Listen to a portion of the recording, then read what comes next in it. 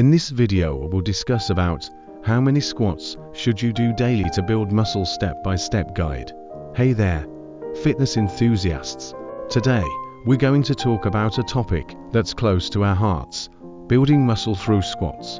So, how many squats should you do daily to build muscle?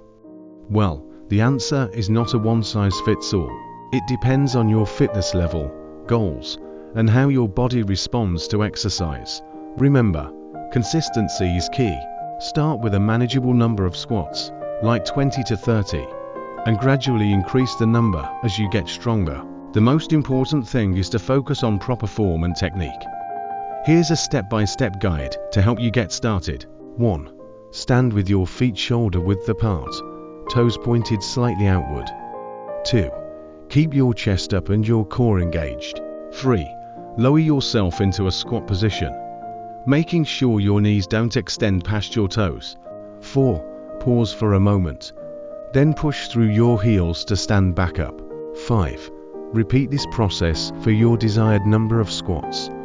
And there you have it, a simple, effective way to build muscle through squats. Remember to listen to your body, take rest days when needed, and most importantly, enjoy the journey.